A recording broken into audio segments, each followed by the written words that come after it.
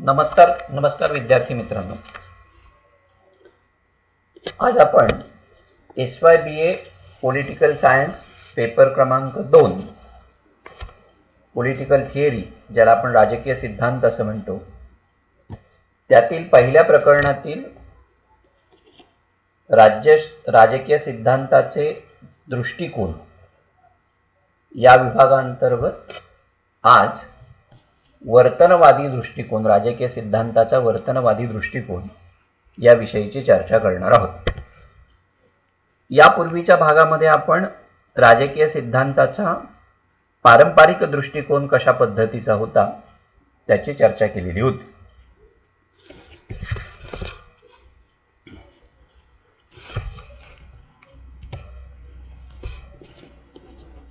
वर्तनवादाचा उदय किंवा वर्तनवादी दृष्टिकोनाचा उदय जो आहे तो मुख्यतः पारंपरिक राज्यशास्त्राच्या असंतोषातून निर्माण झाला.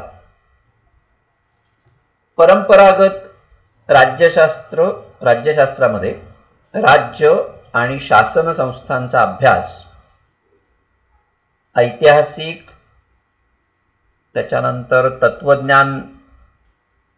तत्वज्ञानी किंवा संस्थात्मक पद्धतीचा किंवा कायदेशीर पद्धतीचा अशा पद्धतीचा होत होता आणि त्याचं स्वरूप मुख्यतः वर्णनात्मक, तुलनात्मक आणि मूल्याधिष्ठित अशा पद्धतीचं होतं. ही पद्धतीशास्त्र ही शुद्ध स्वरूपाची नव्हती आणि त्यामुळे त्याच्यामध्ये एक प्रकारची कल्पनारम्यता निर्माण झालेली होती. दुसरी गोष्ट म्हणजे पारंपरिक पद्धतीनुसार किंवा पारंपरिक सिद्धांतानुसार राज्यशास्त्राला शास्त्रीयतेचा दर्जा प्राप्त करून देणं हे अशक्य होऊन बसलेलं होतं आणि विशेषतः इतिहास, तत्वज्ञान आणि कायदा या तीन गोष्टींवरती पारंपरिक सिद्धांतामध्ये भर दिला गेला असल्यामुळं तो फारच मर्यादित किंवा संकुचित स्वरूपाचा झालेला आपल्याला दिसतो. आणखीन एक कारण याच्यामध्ये असं होतं ते म्हणजे हा पारंपरिक दृष्टिकोन जो होता तो युरोप केंद्रित अशा पद्धतीचा झालेला होता आणि त्यामुळे मग त्याच्याविषयी एक प्रकारचा असंतोष हा राज्यशास्त्राच्या एकूणच अभ्यासकांमध्ये होता आणि त्या असंतोषातूनच वर्तनवादी दृष्टिकोनाचा जन्म झाला असं आपल्याला म्हणता येईल. वर्तनवादाचा मुख्य भर हा वास्तवता आणि अनुभव यावर होता. संपूर्ण राजकीय प्रक्रियांचा अभ्यास मानवी वर्तणुकीच्या आधारावरती केला जावा असं वर्तनवादी प्रतिपादन करतात साधारणपणे. आणि म्हणून वर्तनवादासंबंधी रॉबर्ट डहाल असं म्हणतात की वर्तनवाद हा सिद्धांत नसून पारंपरिक राज्यशास्त्राच्या अपुरेपणातून निर्माण झालेली एक बौद्धिक असंतोषाची चळवळ आहे. वर्तनवादाचा उदय आणि विकासासाठी डहाल यांनी दिलेलं कारण योग्य असलं तरी Graham Wallas, Arthur Bentley, Charles Merriam यांचं लिखाण आणि दुसऱ्या महायुद्धानंतरची राजकीय परिस्थिती या गोष्टी सुद्धा वर्तनवादाच्या विकासाला कारणीभूत ठरल्या आहेत. आशिया आणि आफ्रिका खंडातील नवोदित स्वतंत्र राष्ट्रांनी पाश्चात्य राजकीय संस्था आणि त्यांच्या परंपरांचं अनुकरण केलं आणि आपल्या राष्ट्रीय जीवनाला एक वेगळं वळण देण्याचा प्रयत्न केला. पण हा प्रयत्न अयशस्वी झाला आणि त्यामुळे या राष्ट्रांचा अभ्यास करण्यासाठी नवीन दृष्टिकोनाची आवश्यकता भासू लागली. दुसऱ्या बाजूने साम्यवादाचं आव्हान सुद्धा अमेरिकेपुढे मोठ्या प्रमाणावरती होतच आणि या सगळ्या गोष्टींमुळे परंपरागत राज्यशास्त्राच्या अपुरेपणामुळे वर्तनवादी दृष्टिकोनाचं महत्त्व वाढलं आणि त्याचा विकास झालेला आपल्याला दिसतो. कोणत्या परिस्थितीमध्ये कोणत्या प्रकारची माणसं केव्हा आणि कशी वागतात या विषयाचे नियम तयार करणं म्हणजे साधारणतः वर्तनवाद होय. वर्तनवादाचा मुख्य आधार हा उत्तेजना प्रतिसाद हे मानसशास्त्रीय सूत्र आहे आणि त्या सूत्रानुसार कोणत्याही उत्तेजक तत्वाचा प्रतिसाद एका विशिष्ट कृतीच्या स्वरूपामध्ये होत असतो. वर्तनवाद्यांचं असं मत होतं की प्राणी मात्रामध्ये एकच उत्तेजक असताना सर्वांची प्रतिक्रिया समान दिसून येते. मनुष्य हा सुद्धा एक प्राणी असल्यामुळं समान परिस्थिती असलेल्या व्यक्तींसमोर जर समान उत्तेजक असेल तर त्या सर्व व्यक्तींची प्रतिक्रिया सुद्धा समान असेल. अशा प्रकारे कोणत्या परिस्थितीमध्ये व्यक्ती कसा व्यवहार करतात याची माहिती गोळा केली की व्यक्तीच्या वर्तणुकी संबंधीचे नियम करता येतात असं वर्तनवाद्यांचं म्हणणं होतं. वर्तनवादी विचाराचं दुसरं सूत्र म्हणजे मूल्यनिरपेक्षता किंवा वस्तुनिष्ठता ज्याला म्हणता येईल ते होतं. मूल्यनिरपेक्षता या सूत्राचं मूळ तार्किक प्रत्यक्षार्थवाद ज्याला पॉझिटिव्हिझम असं म्हणतो, लॉजिकल पॉझिटिव्हिझम, त्याच्यामध्ये आहे. प्रत्यक्षार्थवादानुसार मूल्यांचं परीक्षण करता येत नसल्यामुळं मूल्य आणि तथ्य म्हणजे सत्य, एका अर्थाने फॅक्ट्स ज्याला आपण म्हणतो, यांचा वेगवेगळा विचार झाला पाहिजे. वर्तनवादानं या विचारातील मूल्यनिरपेक्षतेचा स्वीकार करून असं स्पष्ट केलंय की निरीक्षण, परीक्षण, गणन किंवा मापन करता येऊ शकतं. त्याची चाचणी किंवा पडताळा घेता येईल. त्याचाच संशोधकानं अभ्यास केला पाहिजे.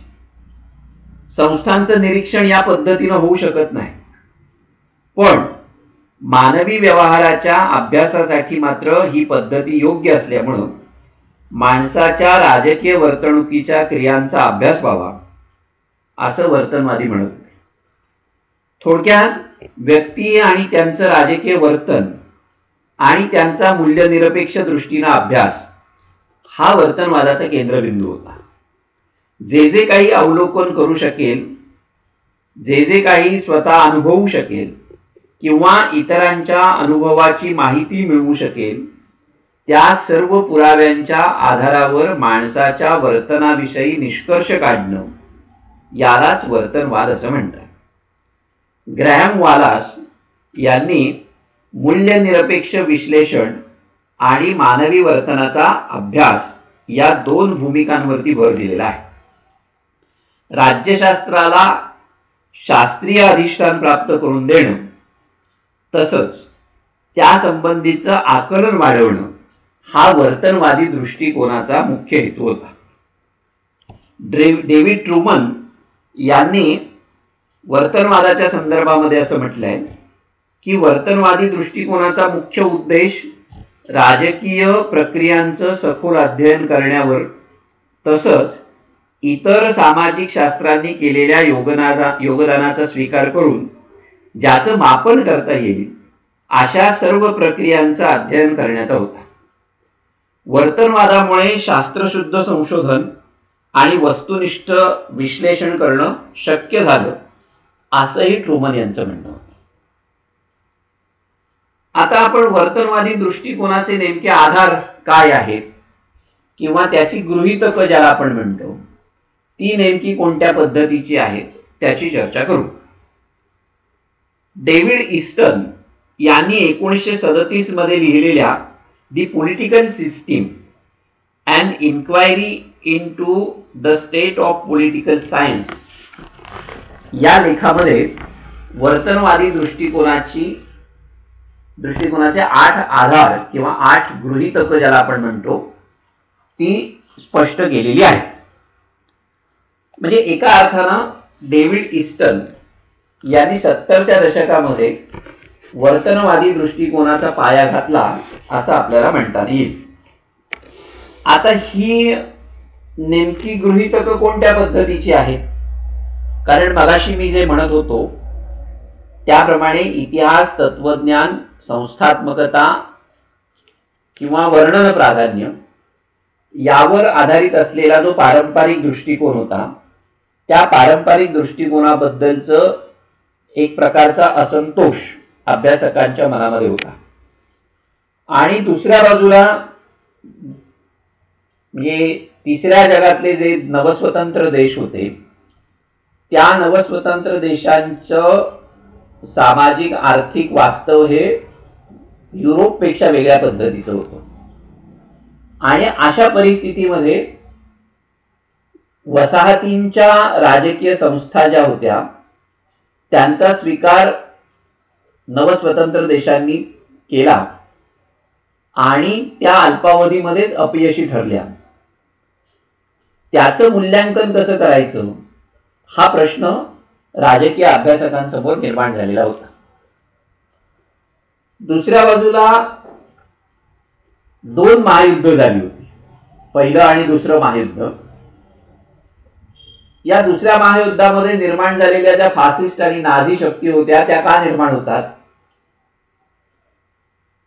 त्याची कारणं काय आहेत, याची उत्तर सुद्धा राज्यशास्त्रज्ञांना पारंपरिक दृष्टिकोनातून देता येणं शक्य होत नव्हतं. अशा सगळ्या पार्श्वभूमीवरती वर्तनवादी दृष्टिकोनाची निकड जी होती ती निर्माण झाली आणि त्यातून राज्यशास्त्राला किंवा राजकीय सिद्धांताला शास्त्रीयता प्राप्त करून देण्याचे प्रयत्न सुरू झाले. त्यातला पहिला प्रयत्न डेव्हिड ईस्टन यांनी केला 1967च्या कालखंडामध्ये. आणि म्हणून तिथून वर्तनवादी दृष्टिकोन हा सुरू झाला असं आपल्याला म्हणता येईल. आता हा वर्तनवादी दृष्टिकोन नेमका कशा पद्धतीचा होता, तर डेव्हिड ईस्टन यांनी त्याची 8 गृहीतक किंवा 8 आधार सांगितलेले आहेत. त्यातला पहिला आधार ते असं सांगतात की वारंवारिता किंवा नियमितता ज्याला आपण म्हणतो, तो माणसाच्या राजकीय वर्तनात लक्षात घेण्या इतपत स्पष्ट अशी वारंवारता आढळते. तिच्या आधारे मानवी वर्तनाचं स्पष्टीकरण करता येतं.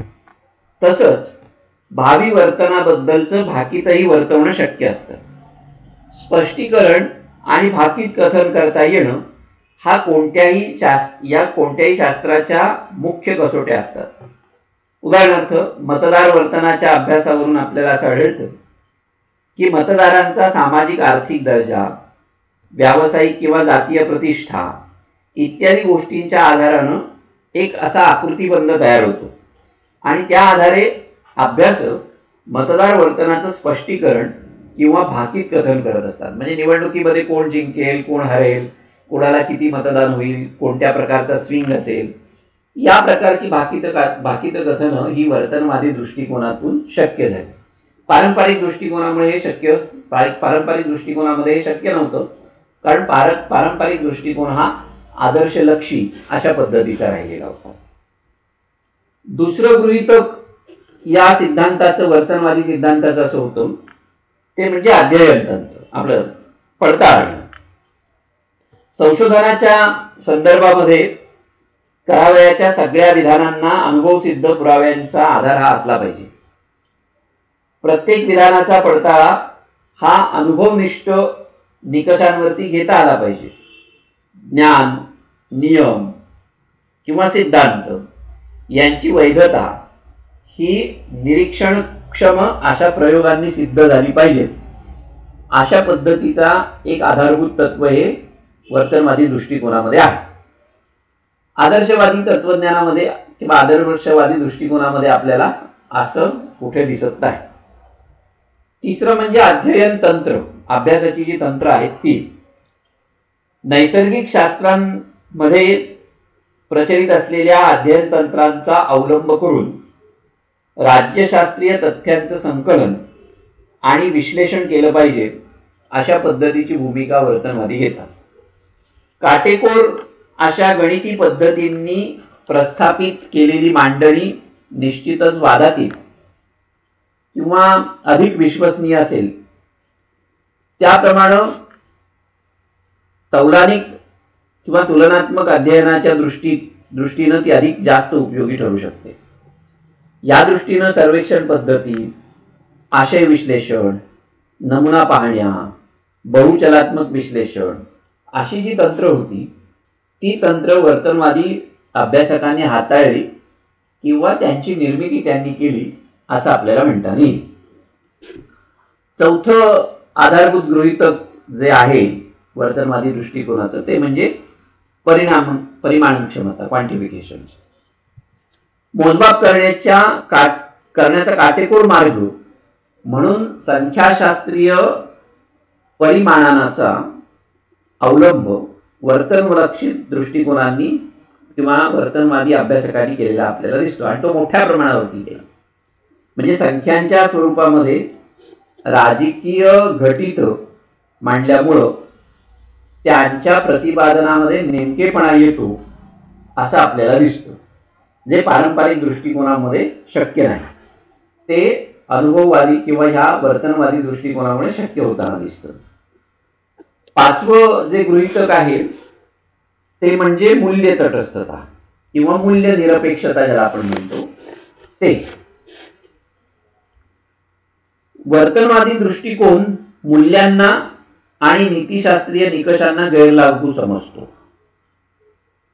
त्यांचं असं मत होतं की तथ्य आणि मूल्य या दोन वेगवेगळ्या आणि स्वतंत्र गोष्टी आहेत.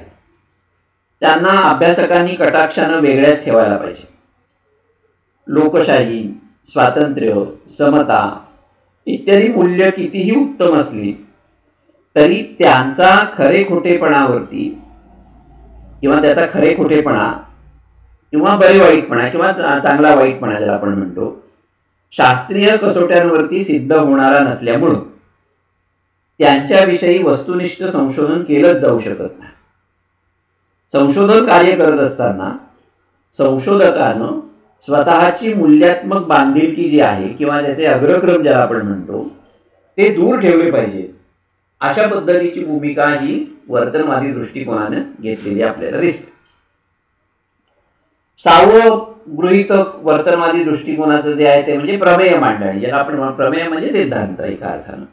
असं तथ्य संकलन, विश्लेषण, स्पष्टीकरण, भाकीत कथन अशा पायऱ्यांनी पद्धतशीरपणे संशोधन केलं जावं. संशोधनाला सिद्धांताची जोड मिळायला हवी, त्याखेरीज संशोधन अर्थपूर्ण होणार नाही. मात्र वर्तनलक्षी जे दृष्टिकोनातील सिद्धांत होते त्या सिद्धांताचं स्वरूप हे पारंपरिक परंपरेतलं जे चिंतनपर सिद्धांत होते त्याच्यापेक्षा मूलतः निराळं अशा पद्धतीचं असतं. या सिद्धांतांचं स्वरूप कार्यकारणात्मक असतं, म्हणजे नीट मांडलेल्या आणि तर्कांनी परस्परांशी जोडल्या गेलेल्या अशा संकल्पनांच्या आधारे उभे केलेले सिद्धांत असं त्याचं साधारण स्वरूप असतं. पुन्हा पुन्हा चाचण्या करून अंतिम सिद्धांत मांडता येतात. सिद्धांत कनिष्ठ, मध्यम किंवा सर्वसाधारण, सार्वत्रिक ज्याला आपण म्हणतो अशा 3 भिन्न पातळ्यांमध्ये असतात. सर्वसाधारण किंवा सार्वत्रिक सिद्धांत निर्माण करता यावेत हा वर्तनवादी दृष्टिकोनाच्या अभ्यासकांचा हेतू असला पाहिजे. अशा पद्धतीची भूमिका ही वर्तनवादी दृष्टिकोनामध्ये घेतली जाते. सातवं गृहीतक वर्तनवादाच्या संदर्भामध्ये सांगितलं जातं ते म्हणजे संशोधन हे विशुद्ध शास्त्र आहे आणि त्याचा उपयोग सामाजिक किंवा राजकीय प्रश्न सोडवण्यासाठी झालाच पाहिजे. अशा पद्धतीचा जो आग्रह धरला जातो तो अनाठायी असतो किंवा अनाठायी आहे अशा पद्धतीचं मत हे वर्तनवाद्यांचं होतं. आणि सगळ्यात महत्त्वाचा आधार वर्तनवादाचा जो आहे तो म्हणजे आंतरविद्याशाखीय अभ्यास किंवा एकत्रीकरण ज्याला आपण म्हणतो ते. राजकीय संशोधन ठोस आणि परिपक्व व्हायचं तर सामाजिक शास्त्रांचा जास्तीत जास्त उपयोग राज्यशास्त्राच्या अभ्यासकांनी करून घ्यायला हवा. माणूस हा एकावेळी सामाजिक, आर्थिक, राजकीय, सांस्कृतिक वगैरे प्राणी असतो. या वेगवेगळ्या क्षेत्रांमध्ये आखण्यात आलेल्या रेषा कृत्रिम आहेत. वस्तुतः कोणत्याही एका क्षेत्राचं आकलन अन्य क्षेत्राचा संदर्भ लक्षात घेतल्याशिवाय होतच नाही किंवा होऊच शकणार नाही. माणसाच्या राजकीय वर्तनाला अन्य वर्तन प्रकारांशी जोडूनच त्याचा अभ्यास करावा लागेल आणि त्यासाठी आंतरविद्या शाखीय एकत्रीकरण करावं लागेल किंवा आंतरविद्या शाखीय अभ्यास करावा लागेल, अशा पद्धतीची भूमिका वर्तनवाद्यांनी घेतलेली आपल्याला दिसते. आणि या आंतरविद्या शाखीय दृष्टिकोनातूनच पुढे मग राजकीय समाजशास्त्र, राजकीय मानसशास्त्र, राजकीय भूगोल, राजकीय इतिहास अशा वेगवेगळ्या प्रकारच्या शाखा निर्माण झालेल्या आपल्याला दिसतात. आता वर्तनवादी अभ्यासाची नेमकी कोणती वैशिष्ट्ये आपल्याला सांगता येतात? म्हणजे वर्तनवादाचे जे हे 8 घटक किंवा 8 काय ज्याला आपण गृहीतक असं म्हणतो, त्या गृहीतकांचं काळजीपूर्वक परीक्षण केलं तर मग वर्तनवादी दृष्टिकोनाची वैशिष्ट्ये आपल्याला सांगता येऊ शकतात. आता एक म्हणजे राजकीय संस्थांचं अध्ययन हा संशोधन आणि विश्लेषणाचा मुख्य आधार न ठेवता व्यक्ती आणि वर्तनाच्या अभ्यासावर, संशोधनावर आणि विश्लेषणावरती वर्तनवादी दृष्टिकोन आपलं लक्ष केंद्रित करतो. म्हणजे थोडक्यात काय तर मानवी वर्तनाच्या अभ्यासावरती वर्तनवादी अभ्यासकांनी लक्ष केंद्रित केलेलं आहे. दुसरं वैशिष्ट्य म्हणजे व्यक्तीच्या जीवनाच्या अनेक बाजू असल्यामुळं, त्यांचा परस्परांवरती परिणाम होत असल्यामुळं या प्रत्येक बाजूचा अभ्यास करण्यासाठी जी विविध सामाजिक शास्त्र निर्माण झालेली आहेत, त्यांचा अभ्यास आणि त्यांनी केलेलं संशोधन राज्यशास्त्राच्या संशोधकांसाठी राजकीय वर्तनाचा अभ्यास करताना आवश्यक आहे, अशा पद्धतीची भूमिका वर्तनवादी घेते. म्हणजे थोडक्यात काय तर आंतरविद्याशाखीय अभ्यासाची आवश्यकता जी आहे ती आवश्यकता वर्तनवादी अभ्यासकांनी बोलून दाखवलेली आहे. तिसरं म्हणजे संशोधन आणि विश्लेषणासाठी वर्तनवादी शास्त्रशुद्ध संशोधन पद्धतीचा आग्रह धरतात. म्हणजे शास्त्रशुद्ध संशोधन पद्धतीचा अवलंब वर्तनवादी दृष्टिकोनामध्ये केला जातो. चौथं वैशिष्ट्य आपल्याला सांगता येतं ते म्हणजे संशोधन हे वस्तुनिष्ठ पद्धती आणि तथ्यांचा आधार यावर करण्यात यावं. म्हणजे संशोधन हे मूल्यनिरपेक्ष असलं पाहिजे, अशा पद्धतीची भूमिका वर्तनवादी अभ्यासकांनी घेतली आहे. म्हणजे आदर्श मूल्य जी असतील ती मूल्य संशोधन पद्धतीचा अवलंब करून टिकतात का, त्याचा विचार वर्तनवादी करताना आपल्याला दिसतात. म्हणजे मूल्य आणि तथ्य याच्यामध्ये तथ्य ज्या फॅक्ट्स ज्या आहेत त्या फॅक्ट्सना महत्त्व देण्याचा प्रयत्न हा वर्तनवादी अभ्यासकांनी केलेला आपल्याला दिसतो. पाचवं वैशिष्ट्य म्हणजे त्रिकालाबाधित सिद्धांतांची निर्मिती करण्यावरती भर हा वर्तनवादी देतात. म्हणजे शास्त्रशुद्ध संशोधन पद्धतींचा वापर किंवा वस्तुनिष्ठ पद्धती आणि तथ्याच्या आधारानं विश्लेषण करून राजकीय सिद्धांतांची मांडणी, त्यांचं पुनर्परीक्षण आणि अंतिमतः सार्वजनिक जीवनामध्ये त्रिकालाबाधित सिद्धांतांची निर्मिती हे वर्तनवादी सिद्धांताचं वैशिष्ट्य आहे असं आपल्याला म्हणता येईल. आता या पार्श्वभूमीवरती म्हणजे आपण वर्तनवादाचे आधार नेमके कोणते आहेत आणि वर्तनवादाची नेमकी वैशिष्ट्ये कोणत्या पद्धतीची आहेत ती पाहिली. त्या पार्श्वभूमीवरती वर्तनवादी दृष्टिकोनाची चिकित्सा किंवा ज्याला आपण समीक्षा म्हणूयात किंवा त्याचं मूल्यमापन जे आहे ते कसं करता येऊ शकतं हाही एक महत्त्वाचा विषय आहे. म्हणजे पारंपरिक दृष्टिकोन हा केवळ पुस्तकी आणि चिंतनपर होता. केवळ मोठ्या प्रश्नांचा आणि नैतिक मूल्यांचाच त्याच्यामध्ये विचार होत होता. समाजाच्या दैनंदिन राजकीय जीवनावरती प्रभाव टाकणाऱ्या लहान गोष्टींकडे त्यात दुर्लक्ष केलं जाईल. इतिहास, तत्वज्ञान यांचा म्हणजे त्या सिद्धांतावरती, पारंपरिक सिद्धांतावरती विलक्षण असा पगडा होता. अशा पद्धतीची टीका करून सामाजिक पर्यावरण आणि व्यक्तीचं वर्तन यांना मध्यवर्ती अभ्यास विषय हा वर्तनवादी दृष्टिकोनाच्या अभ्यासकांनी केला. आपल्या अभ्यास विषयाला शास्त्रीय स्वरूप देण्याचा खटाटोप त्यांनी केला. पण प्रत्यक्षामध्ये पद्धतीशास्त्राची गुंतागुंत किंवा असंबद्ध अशी मॉडेल्स, प्रतिमानं ज्याला आपण म्हणतो, त्यांचं एक प्रकारचं अराजक आणि पारिभाषिक संकल्पना यांचं जडजंबाल एवढं निष्पन्न झालं की वर्तनवादी दृष्टिकोन सुद्धा टीकेला पात्र ठरला. म्हणजे जसं पारंपरिक दृष्टिकोनावरती टीका केली जाते की तो संकुचित आहे, मर्यादित आहे किंवा युरोप केंद्रित अशा पद्धतीचा आहे, तसंच वर्तनवादाचे सुद्धा काही दोष हे पुढे आले नंतरच्या कालखंडामध्ये आणि तो टीकास्पद ठरलेला आपल्याला दिसतो. आता हे दोष नेमके वर्तनवादाचे कोणत्या पद्धतीचे होते, म्हणजे त्याचं मूल्यमापन करायचं झालं तर पहिला मुद्दा आपल्याला असं सांगता येऊ शकतो की ह्या सगळ्या गदारोळामध्ये म्हणजे 1967 ते 1980 या कालखंडामध्ये म्हणजे विषयाचं शास्त्रीयकरण झालंच नाही. म्हणजे जो आक्षेप पारंपरिक दृष्टिकोनावरती वर्तनवाद्यांनी घेतलेला होता की पारंपरिक दृष्टिकोनामुळे राज्यशास्त्राचं स्वरूप किंवा राजकीय सिद्धांताचं स्वरूप हे आदर्शवादी झालं, ते वास्तववादी झालं नाही, अशा पद्धतीची भूमिका ही वर्तनवादी विचारवंतांनी घेतलेली होती. पण वर्तनवादी अभ्यासातून पुढे काय निष्पन्न झालं तर विषयाचं शास्त्रीयकरणच झालं नाही. म्हणजे पद्धतीशास्त्र निर्माण झाली. पद्धतीशास्त्र कितीही विकसित केलं तरी राज्यशास्त्राचं मूळ स्वरूप जे आहे ते मूळ स्वरूपच असं आहे की नैसर्गिक शास्त्रांच्या अर्थानं शास्त्रीय प्रतिष्ठा त्याला लाभूच शकत नाही. म्हणजे मानवी वर्तन हा विषय उंदीर किंवा वनस्पती यांच्याप्रमाणे तटस्थपणे अभ्यासलाच जाऊ शकत नाही. नियंत्रित परिस्थितीमध्ये प्रयोग करणं सामाजिक शास्त्रांना अशक्य असतं.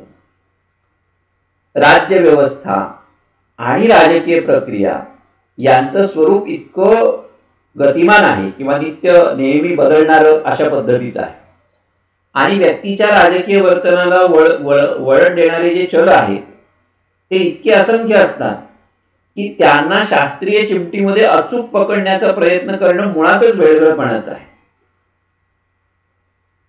आज हाती आलेले निष्कर्ष हे उद्या चूक ठरणं ही अटळ गोष्ट आहे सामाजिक शास्त्रांमध्ये. कारण ऐतिहासिक शक्ती प्रवाहांची दिशा कधीच कायम राहिलेली नाही आतापर्यंत. त्यामुळे निरीक्षित किंवा निरीक्षणक्षम असा फारच थोडा भाग मानवी वर्तनामध्ये असतो आणि तेवढ्या निरीक्षणावरून संपूर्ण मानवी वर्तनाचे जर आडाखे बांधण्याचा प्रयत्न कोणी करत असेल तो सर्वतः चुकीचा किंवा ते चुकणं हे अपरिहार्य असतं. ही गोष्ट जी होती ती वर्तनवादी मुख्यपणे विसरले आणि त्यांनी आपण निर्माण केलेली पद्धतीशास्त्र म्हणजे ज्याला आपण मेथोडॉलॉजी असं म्हणतो, ती मेथोडॉलॉजी किती योग्य आहे आणि त्यामुळे राज्यशास्त्र हे कसं शास्त्र बनलं याचा डांगोरा वर्तनवादी अभ्यासकांनी मोठ्या प्रमाणावरती पिटला. पण ते मुख्य गोष्ट विसरले होते की माणूस की ज्याचा आपण अभ्यास करणार आहोत मानवी वर्तनाचा, ती प्रयोगशाळेमध्ये सिद्ध करता येण्यासारखी गोष्ट नाही. म्हणजे जसं मगाशी मी म्हणत होतो की नैसर्गिक शास्त्र जी आहेत म्हणजे उंदीर किंवा वनस्पतीप्रमाणे मानवी वर्तनाचा अभ्यास हा करता येणं अशक्य आहे. कारण संपूर्ण जग हीच सामाजिक शास्त्रांची प्रयोगशाळा आहे आणि त्याच्याकडेच नेमकं वर्तनवाद्यांनी दुर्लक्ष केलेलं आपल्याला दिसेल. दुसरं म्हणजे पद्धतीशास्त्राचं स्तोम वर्तनवादी दृष्टिकोनामध्ये माजलं आणि आशयाचा बळी गेला. वर्तनवादी दृष्टिकोन पद्धतीशास्त्राच्या सोवळेपणाला आणि कर्मकांडाला बळी पडून आशयाचा बळीच देतो. म्हणजे हा जो दृष्टिकोन आहे या दृष्टिकोनातील निरीक्षण, स्पष्टीकरण किंवा भाकीत कथनाच्या नवनव्या पद्धतींमुळे तथ्य संकलन काटेकोरपणे झालं आणि प्रतिपादन पद्धतशीरपणे जरी झालं असलं तरी विषयाच्या ज्ञानामध्ये काडीची सुद्धा भर पडली नाही. उलट राज्यशास्त्रामध्ये वैचारिक गोंधळ मात्र निर्माण झाला. तथ्यांचे डोंगर उभे राहिले आणि सारण्या आणि आकडेवारींचं पेव फुटलं. पण राजकीय दृष्ट्या प्रस्तुत असलेल्या महत्त्वाच्या प्रश्नाकडे दुर्लक्ष झाल्यामुळे राजकीय सिद्धांत अडगळीत टाकले गेले. हेनरी पॉइनकेरनं म्हटल्याप्रमाणे या दृष्टिकोनामध्ये पद्धतींचा सुकाळ आणि निष्कर्षांचा दुष्काळ निर्माण झालेला आपल्याला दिसतो. म्हणजे पद्धतीशास्त्राविषयीची दक्षता आणि ठोस निष्कर्ष यांच्यातील प्रमाण नेहमी व्यस्तच राहत आलेलं आहे. तंत्र आणि पद्धती यांचं अवाजवी स्तोम ज्ञानप्राप्तीच्या मार्गामध्ये नेहमी अडसर ठरत असतो. या गोष्टीकडे वर्तनवादी अभ्यासकांनी दुर्लक्ष केलं आपल्याला दिसतं. म्हणजे अभ्यासापेक्षा अध्ययन तंत्राला प्राधान्य दिल्यामुळं हे अभ्यासक समकालीन ज्वलंत सामाजिक राजकीय प्रश्नांना सामोरे जाऊ शकले नाहीत. मानवी वर्तनाचा अभ्यास करताना त्यांनी हे गृहीत धरलं की माणूस म्हणजे समाजरूपी समुद्रावरती तरंगणारा एक केवळ ओंडका आहे. वस्तुतः मानवी वर्तन विशिष्ट संस्थात्मक आणि सामाजिक चौकटीमध्ये घडत असतं. एवढंच नाही तर वर्तनाच्या दर्शनी पृष्ठभागाच्या खाली राहून असंख्य सूक्ष्म आणि क्लिष्ट घटक जे असतात ते त्याच्यावरती प्रभाव टाकत असतात. म्हणजे समाजाच्या परिघामध्ये असलेल्या गोष्टींचा जास्तीत जास्त वापर करणं आणि त्यांना समृद्ध करणं त्याच्या प्रतिभेला साध्य असतं. अशा मानव प्राण्याचा अभ्यास करण्याच्या दृष्टीनं वर्तनलक्षी पद्धतीशास्त्र जे होतं ते खूपच तुटपुंज ठरलं. शास्त्र कितीही परिपूर्ण असो, मानवी वर्तन शास्त्राच्या कवेत कधीच सामावू शकत नाही. शास्त्रीय राजकीय सिद्धांत त्याचं स्पष्टीकरणही करू शकत नाही आणि भाकीत कथन तर नाहीच नाही. मानवी क्रियाकलापांचा गुंता सोडवण्यासाठी आणि माणसाच्या सर्जनशील क्षमतांचा वेध घेण्यासाठी अत्यंत लवचिक आणि प्रतिभायुक्त सिद्धांताची गरज ही असते. याकडे या वर्तनवादी दृष्टिकोनाच्या अभ्यासकांनी पूर्णपणे पाठ फिरवलेली होती आणि त्याचा परिणाम असा झाला की सिद्धांताच्या नावाखाली ठोकळेबाज अशा पद्धतीचं एक काय म्हणता येईल त्याला अवडंबर जे होतं ते मात्र माजवलं गेलं आणि त्यातून सारण्या आणि टेबल्स ज्याला आपण म्हणतो ती फक्त निर्माण झाली किंवा आकडेवारी पुढे आली.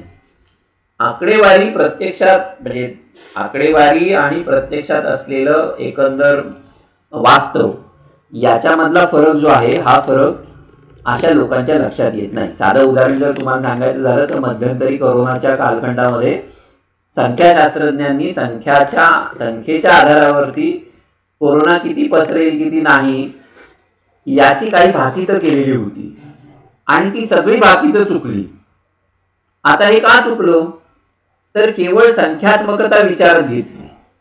प्रत्यक्ष वास्तव परिस्थिती काय आहे, किती लोक कोणाकोणाच्या संपर्कात आले, कशा पद्धतीनं आले, नेमकं काय झालं, या सगळ्या गोष्टींकडे त्यातून दुर्लक्ष झालं आणि परिणामी संख्याशास्त्रीय निकषांच्या आधारावरती मोठमोठे आकडे हे कोरोनाच्या संदर्भामध्ये वृत्तपत्रांमधनं आणि समाज माध्यमातून बाहेर आले की त्यामुळे जनता खूप घाबरून गेली.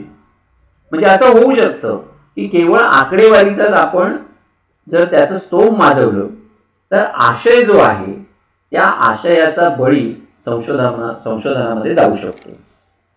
तिसरी गोष्ट म्हणजे महत्त्वाच्या प्रश्नांकडे वर्तनवादी दृष्टिकोनाच्या अभ्यासकांनी दुर्लक्ष केलेलं आहे. म्हणजे दुय्यम तिय्यम प्रश्नाला प्राधान्य मिळालं. थोडक्यात म्हणजे ज्यांच्याबद्दल परिमाणन करणं शक्य होईल असेच प्रश्न वर्तनलक्षी अभ्यासकांनी हाताळल्यामुळं अव्वल महत्वाचे जे प्रश्न होते त्या प्रश्नांकडे त्यांनी डोळे झाकले. स्वाभाविकच त्यांनी मांडलेले सिद्धांत हे निरर्थक ठरले. सिद्धांत जेव्हा समाजाच्या प्रश्नांना लागू केले जातात किंवा ते प्रश्न सोडवण्यास सहाय्यभूत होतात तेव्हाच त्यांना मोल प्राप्त होत असतं. वर्तनलक्षी सिद्धांत मुळातच फार तकलादू होते. कनिष्ठ पातळीवरचे हे सिद्धांत परस्परांशी धड जोडलेही गेलेले नव्हते. व्यापक समकालीन प्रश्नांशी त्याचा काडीचाही संबंध राहिला नव्हता. म्हणजे राज्यशास्त्रात कसलीच शिस्त, सुव्यवस्था किंवा विश्वसनीयता हे वर्तनवादी आणू शकले नाही, ही वस्तुस्थिती आहे. आणि सर्वसाधारण किंवा सार्वत्रिक सिद्धांत निर्मिती त्यामुळे त्यांना साध्य झाली नाही. म्हणजे त्रिकालाबाधित सिद्धांत निर्मिती करण्याकडे त्यांचा जो म्हणजे मुख्य उद्दिष्ट त्यांचं जे होतं ते उद्दिष्ट काही त्यातून साध्य झालं नाही, ही वस्तुस्थिती आहे. याचं कारण काय, तर प्रत्येक ठिकाणची सामाजिक आर्थिक परिस्थिती वेगवेगळ्या पद्धतीची असते. ही गोष्टच वर्तनवादी अभ्यासकांनी लक्षात घेतली नाही. म्हणजे युरोपमधलं राजकारण, आशियातलं राजकारण, आफ्रिकेतलं राजकारण याच्यामध्ये फरक असू शकतो, कारण तिथली सामाजिक आर्थिक वास्तव जे आहे ते वेगळ्या पद्धतीचं आहे. या गोष्टीकडे या वर्तनवादी अभ्यासकांनी दुर्लक्ष केलं आणि त्याचा परिणाम म्हणजे मगाशी मी जे म्हणत होतो की पद्धतीशास्त्राचं स्तोम माजण्यामध्ये झालं आणि महत्वाचे प्रश्न मात्र दुर्लक्षित राहिले. चौथी गोष्ट ह्या सगळ्या प्रक्रियेमध्ये घडली ती म्हणजे अभ्यासक हा केवळ तंत्रज्ञ ठरला, टेक्निशियन ज्याला आपण म्हणतो तो. म्हणजे संशोधन प्रत्यक्षात उपयुक्त असलंच पाहिजे असा आग्रह न धरल्यामुळं अभ्यासकांना सामाजिक उत्तरदायित्व असं राहिलंच नाही. किरकोळ गोष्टींविषयी अतिरिक्त काटेकोरपणा, सार्वत्रिक सिद्धांताबद्दलची अनास्था, ठोस पुरावे कमी आणि अंदाजच जास्त, इतिहासातून शिकण्याची तयारी नाही, पोकळ संकल्पनांचा अत्यंतिक असं स्तोम, या सगळ्या गोष्टींचा परिणाम असा झाला की संशोधक हे केवळ तंत्रज्ञ किंवा मॅकॅनिक होऊन बसले. वर्तनवादी अभ्यासकांनी केलेल्या अभ्यासाची यादी प्रचंड अशी लांबलचक होईल आणि त्यांच्या प्रासंगिक निष्कर्षांची किंवा प्रतिमानांची संख्या सुद्धा बरीच मोठी भरेल. पण समाजशास्त्रीय कल्पकतेच्या अभावी त्यांचा सगळा खटाटोप निरर्थक आणि निरुपयोगी ठरलेला आहे. त्यांनी आदर्श सिद्धांत गाडून टाकले आणि सामाजिकदृष्ट्या अप्रस्तुत किंवा बौद्धिकदृष्ट्या असंबद्ध निरीक्षणाच्या राशी रचलेल्या आपल्याला दिसतील. म्हणजे ज्याला आपण स्युडो सायन्स म्हणतो, कृतकशास्त्र, त्याच्या परिभाषेमध्ये त्यांनी अनेक चिरपरिचित सत्यच पुन्हा पुन्हा सांगितलेली आपल्याला दिसतील. म्हणजे अभ्यासक हा केवळ त्यातून तंत्रज्ञ ठरलेला आपल्याला दिसेल. पाचवं म्हणजे दोष जो होता तो म्हणजे मूल्यमुक्त संशोधन हे अशक्य ठरलं. म्हणजे संशोधन हे मूल्य निरपेक्ष असलं पाहिजे, ही जी भूमिका वर्तनवादी अभ्यासकांनी घेतली त्याला कुठेतरी छेद गेलेला आपल्याला दिसतो. म्हणजे राज्यशास्त्रीय संशोधन मूल्यमुक्त करण्याचा संकल्प हा वर्तनवादी अभ्यासकांनी सोडलेला होता. पण प्रत्यक्षामध्ये तसं होणं अशक्य होतं. राजकीय प्रश्नांचं स्वरूपच असं असतं की त्यांचा मूल्यनिरपेक्ष उहापोह होऊच शकत नाही. त्यामुळे आपले मूल्याग्रह अभ्यासक आपल्या म्हणजे बाजूला ठेवू शकत नाही. ही जी वस्तुस्थिती होती त्याच्याकडे वर्तनवादी दृष्टिकोनाच्या अभ्यासकांनी दुर्लक्ष केलेलं आपल्याला दिसतं. वर्तनवादी अभ्यासकांनी मूल्यनिरपेक्षतेचे ढोल कितीही बळवले तरी ते स्वतः भांडवलशाही मूल्य व्यवस्थेचे पक्षपाती होते, हे सत्य आता काही लपून राहिलेलं नाहीये. म्हणजे अभ्यासकांची स्वतंत्र विचारशक्ती खुंटवून त्यांना तांत्रिकतेच्या कसरतींमध्ये व्यस्त ठेवणं हे भांडवलशाही षडयंत्र वर्तनवादी प्रवाहातून अधिक स्पष्ट झालं होतं. शिष्यवृत्त्या, मानसन्मान, परदेश दौरे अशी आमिष टाकून अभ्यासकांना वस्तुस्थिती विन्मुख करण्यामध्ये भांडवलदारांनी यश मिळवलं आणि याला बळी पडलेले अभ्यासक आपली सामाजिक भूमिका यथार्थपणे कधीच पार पाडू शकले नाही. परिवर्तनवादी मूल्यांचा कैवार घेऊन आणि परिवर्तनाला पोषक सिद्धांत मांडून ते कधीच पुढे येऊ शकत नाही. एवढंच नाही तर मनाच्या डोळ्यांनीच जे दिसू शकतं ते राजकीय वास्तव बघणंही त्यांना शक्य होत नाही. म्हणजे वर्तनलक्षी अभ्यास पद्धतींची हत्यारं कितीही धारदार असली तरी नवसमाज निर्मितीची जी साध्य होती ती साध्य मात्र ती साकार करू शकली नाही. हे लक्षणीय आहे, हे सगळ्यात महत्वाचं आहे. सहावा दोष आपल्याला असं म्हणता येईल की या सगळ्या प्रक्रियेमध्ये काय झालं, मूल्यांना बाजूला सारण्याच्या अविवेकीपणामुळे राज्यशास्त्रीय परिप्रेक्ष्यच आपण गमावून बसलो, आंतरविद्याशाखीय दृष्टिकोन स्वीकारल्यामुळे अशी परिस्थिती निर्माण झाली. म्हणजे इतर सामाजिक शास्त्रांकडनं तंत्र, अभ्यास पद्धती किंवा संकल्पना, सिद्धांत यांची प्रमाणाबाहेर उधार उसनवारी झाली आणि त्यामुळे राज्यशास्त्राची अस्मिता किंवा एकात्मता किंवा ज्याला आपण स्वातंत्र्य किंवा स्वायत्तता, सार्वभौमत्व ज्याला म्हणतो, तेच एका अर्थानं धोक्यात आलं. आणि ही उसनवारी प्रस्तुत किंवा अप्रस्तुत याचा विचार न करता केली गेली, त्यामुळे आणखीनच गोंधळ वाढला. आणि सगळ्यात महत्त्वाचं म्हणजे की या दृष्टिकोनाच्या ज्या मर्यादा आहेत वर्तनवादी दृष्टिकोनाच्या, त्या वर्तनवाद्यांनी कधी लक्षात घेतल्या नाही. म्हणजे वर्तनवादी दृष्टिकोनाचा वापर विशिष्ट परिस्थितीतील विशिष्ट वर्तनाच्या संदर्भात केला जाऊ शकतो. व्यक्तीचं वर्तन कसं आहे एवढंच तो बघतो. ते पूर्वी कसं होतं, पुढे कसं असेल किंवा कसं असावं याबद्दल तो काहीच सांगू शकत नाही. अनुभवी राज्यशास्त्रज्ञ, इतिहासकार किंवा नैतिक तत्वचिंतक ते सांगू शकतो. शासकीय धोरण निर्मितीची प्रक्रिया तिच्या सर्व बाजूंनी अभ्यासणं वर्तनवादाला केवळ अशक्य आहे. म्हणजे यापैकी म्हणजे हे जे सगळे 5-6 काय 7 असे जे आक्षेप होते, हे आक्षेप वर्तनवादी अभ्यासक मान्य करतात. त्यांचं म्हणणं एवढंच असतं की संशोधन तंत्र अपुरी आणि अविकसित असल्यामुळे हे सगळे दोष आढळतात. तंत्र अधिक कार्यक्षम करून ते टाळता येऊ शकतील, पण वर्तनवाद प्राथमिक अवस्थेत किंवा बाल्यावस्थेत असण्यापासून ज्या उणिवा निर्माण झाल्या हे मान्य करता येत नाही. वर्तनवादाचं हे अंगभूत दोष आहेत हे लक्षात घेणं सगळ्यात जास्त महत्त्वाचं आहे असं आपल्याला म्हणता येईल.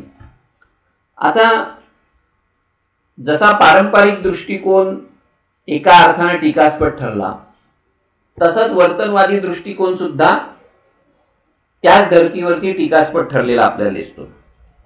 वर्तनवादी दृष्टिकोनाचा 8 कलमी वैचारिक पाया ज्यांनी दिला, जी आपण गृहीतकं मगाशी पाहिली, ती गृहीतकं किंवा ते वैचारिक आधार किंवा वैचारिक पाया देणारा डेव्हिड ईस्टन यांनीच दशकभरानंतरच्या कालखंडामध्ये त्या दृष्टिकोनाच्या फलश्रुतीची परखड अशी चिकित्सा केली. प्रचंड पैसा, शक्ती आणि वेळ खर्ची पडून सुद्धा या दृष्टिकोनातून काहीच हाती आलं नाही.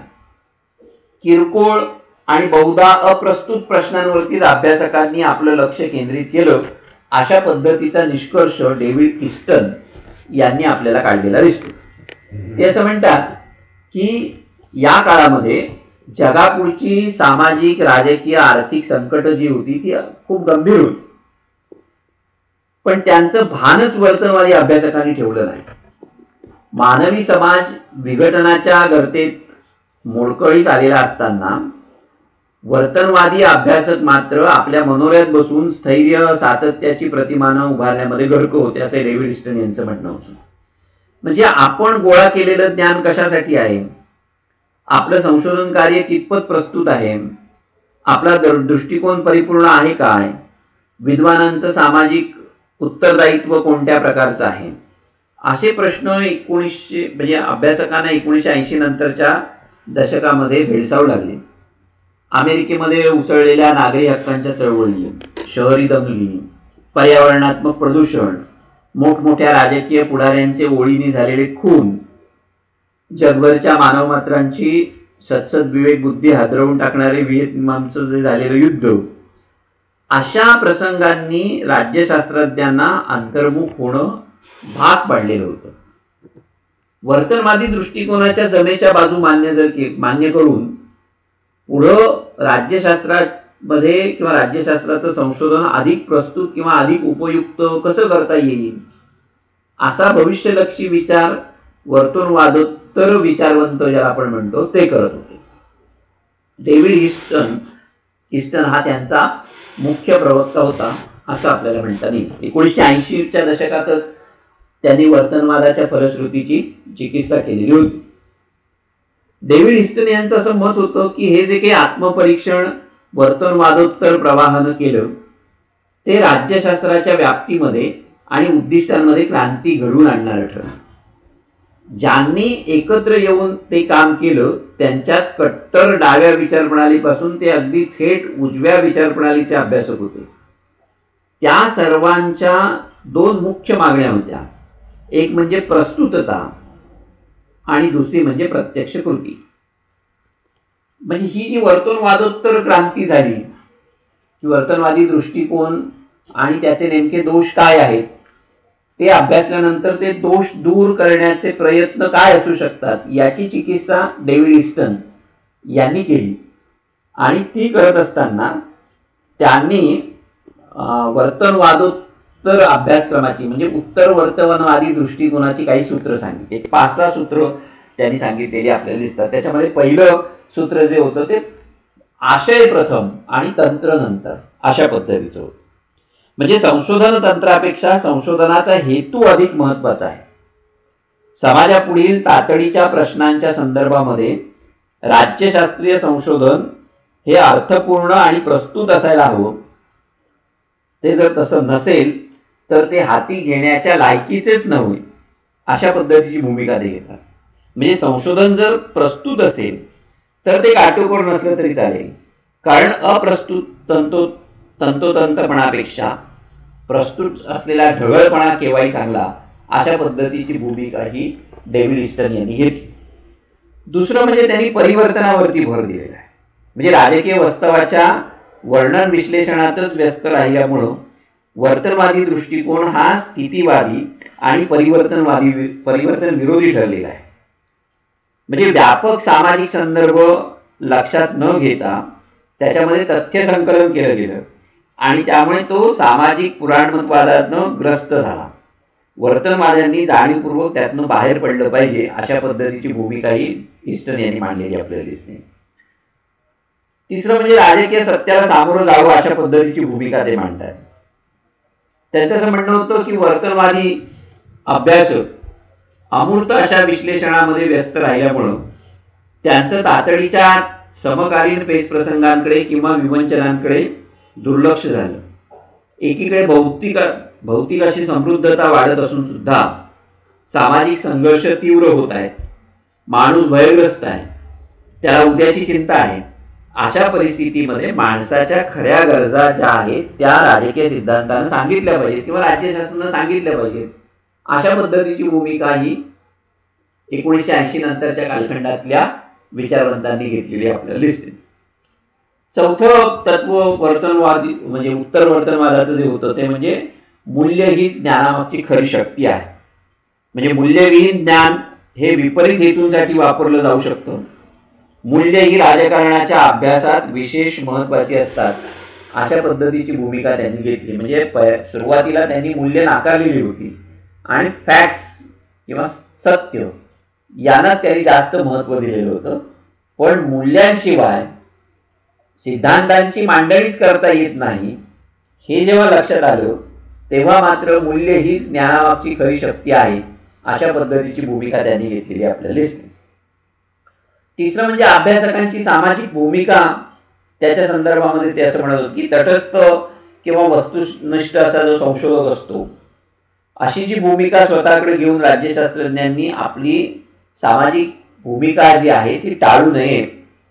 ते जर केवळ तंत्रज्ञ असतील तर त्यांना चौकशीचं स्वातंत्र्य कशाला हवं किंवा समाजानं त्यांना संरक्षण तरी काय हवं अशा पद्धतीचे प्रश्न या कालखंडामध्ये उपस्थित झालेले आपल्याला दिसतात. 6वी गोष्ट या संदर्भामध्ये सांगता येते ते म्हणजे ज्ञानाचं रूपांतर हे कृतीत व्हावं किंवा ज्ञानाचा उपयोग हा नवसमाज निर्मितीसाठी झाला आहे. स्वतःची बांधिलकी ओळखून संशोधकांनी कृतीप्रवण झालं पाहिजे अशा पद्धतीची भूमिका उत्तर वर्तनवादी दृष्टिकोनाने घेतलेली आपल्याला दिसते. आणि सगळ्यात महत्त्वाचं म्हणजे व्यवसायाचं राजकीयकरण होणं, प्रोफेशनलायझेशन म्हणजे प्रोफेशनचं पॉलिटिसायझेशन ज्याला आपण म्हणतो ते होणं. म्हणजे संशोधन संस्था, मंडळं, विद्यापीठं यांना यापुढे सामाजिक राजकीय प्रश्नावरती भूमिका घ्याव्याच लागतील, अलिप्त राहून चालणार नाही. तांत्रिक क्षमता त्यांना मिळवावीच लागेल. पण समाजाच्या दैनंदिन व्यवहारांपासून तुटूनच ते शक्य होतं असं नाही.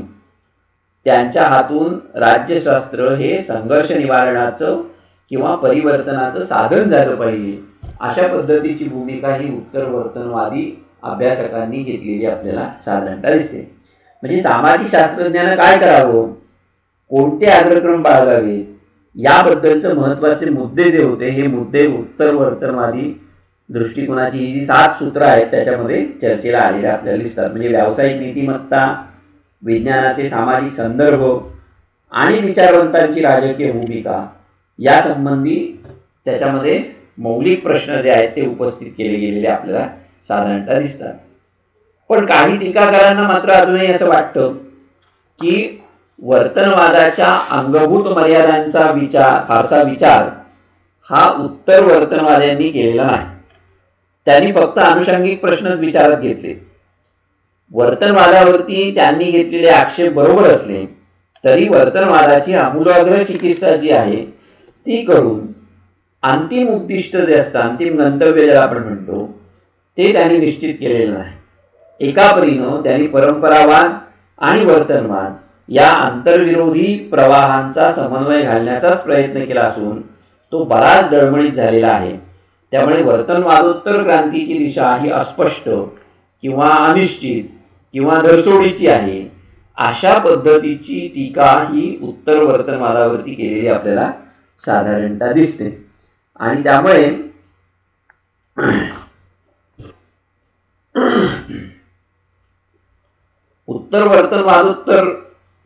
उत्तरवर्तनवादी जे अभ्यासक आहेत त्यांना अभिप्रेत असलेलं जे राज्यशास्त्र आहे ते नेमकं कसं असेल, अंतर्गत यादवी, भीषण विषमता, हिंसक आंदोलनं, भूमिगत चळवळी, अण्वस्त्र, लोकसंख्या स्फोट, राजकीय दडपशाही, वंशद्वेष, सामाजिक न्यायाला मिळालेला नकार किंवा व्यक्ती स्वातंत्र्यामध्ये होत असलेली कपात, अशा असंख्य प्रश्नांना त्यातून उत्तर कशी मिळतील, या प्रश्नांची जी उत्तरं आहेत ही उत्तरं उत्तरवर्तनवाद्यांनी दिलेली नाहीत. आणि त्यामुळं त्यांची जी सूत्र आहेत ती म्हणजे पारंपरिक राज्यशास्त्राची केवळ विडंबनात्मक पुनरुक्ती आहे, अशा पद्धतीची सुद्धा टीका ही उत्तरवर्तनवादी अभ्यासकांवरती झालेली आपल्याला दिसते. त्यामुळे राज्यशास्त्र हे केवळ आकडेवारी नसते.